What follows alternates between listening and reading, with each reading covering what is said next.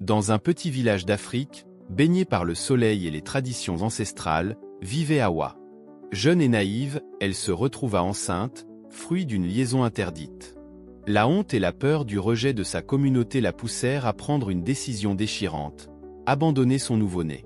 Sous le couvert de la nuit, elle déposa le bébé, enveloppé dans un morceau de tissu, devant la porte d'une maison abandonnée. C'est là que Fatoumata, une femme douce et généreuse, trouva le nourrisson. Touchée par ce petit être sans défense, elle décida de l'adopter et de l'élever comme son propre enfant.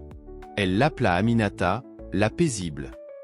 Aminata grandit entourée d'amour et de tendresse, ignorant tout de ses origines.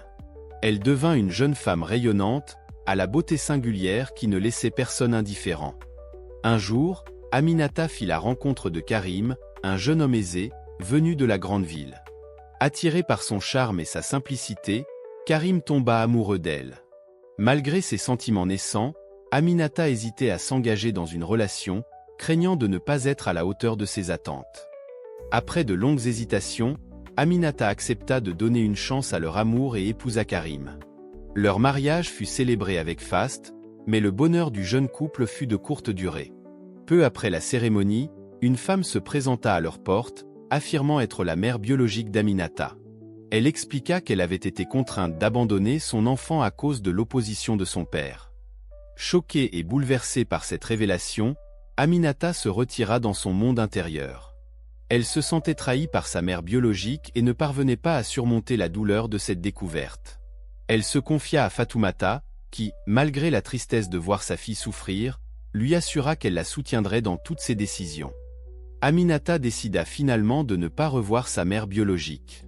Elle comprenait sa douleur, mais elle ne pouvait pas pardonner le geste qu'elle avait commis. Fatoumata, consciente du poids de ce secret, décida de révéler à Aminata la vérité sur ses origines. Elle lui expliqua qu'elle avait toujours aimé Aminata comme sa propre fille et qu'elle serait toujours là pour elle.